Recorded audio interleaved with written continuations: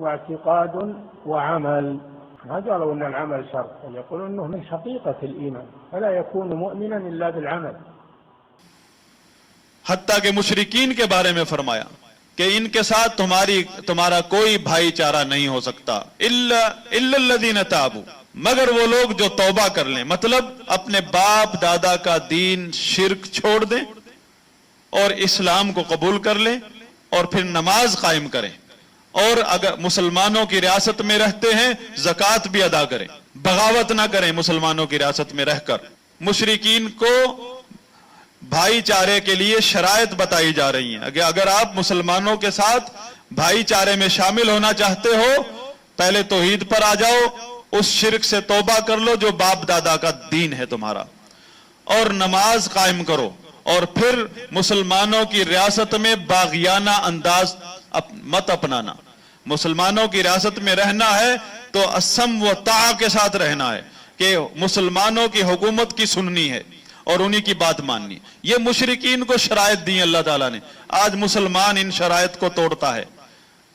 یہ مشرکین کو بھائی چارے کی شرائط دی ہیں کہ تم اگر یہ 3 باتیں پوری کر لو تو تم ہمارے معاشرے کا حصہ ہو، اور اگر تم کلمہ بھی پڑھ لو، نمازیں بھی قائم کر لو، لیکن بغاوت کرتے ہو، زکوٰۃ نہیں دیتے، تو دیکھ لو خلیفہ راشد ابو بکر صدیق رضی اللہ عنہ نے کن کا آپریشن کیا تھا. انہوں نے بغاوت کی تھی، زکوٰۃ دینے سے انکار کر دیا تھا. اور آج جو ہے مسلمانوں کی دینی جماعتوں کا مسلک ہی یہی ہے، بغاوت، انقلاب کے نام پر، خلافت کے نام پر، سیاست کے نام پر. سیاست، اور سیاست کون سی؟ جس کے اصول یہود و نصارہ سے لیے ہیں، اور وہ سیاست جس کا ذکر کتاب و سنت میں ہے اس کا صرف نام لیتے ہیں. دین میں بھی سیاست ہے. اگر دین میں سیاست ہے تو آپ یہودی سیاست داڑھی رکھ کے کر لیں تو وہ اسلام بن جائے گی. سیاست یہودی اپنائی ہوئی ہے اور دین کا نام لے کر وہ دینی بن جائے گی. دین میں جو سیاست ہے وہ قرآن و سنت میں، وہ تو بیان کر. دین کے اندر کسی پرائیویٹ شخص کو سیاست کا حق نہیں ہے. دین کے اندر کوئی پرائیویٹ شخص، صرف سرکاری حاضر سروس لوگ ہی سیاستدان ہیں. دین کے اندر انتظامی امور جن کے ہاتھوں میں باغ ڈور ہے وہ ذمہ دار ہیں. ان کی انتظامی امور کو سیاست کہا گیا ہے. دین کے اندر سیاست شریعہ کیا ہے؟ گورنمنٹ کا کے اداروں کو کہتے ہیں سیاست شریعہ. گورنمنٹ کے اداروں کی سرگرمیاں، ایکٹیویٹیز، ان کی ذمہ داریاں، یہ سیاست ہے شریعت کے اندر کہ وہ اپنی ذمہ داریوں کو ادا کرنے میں مشغول رہیں، کردار ادا کریں.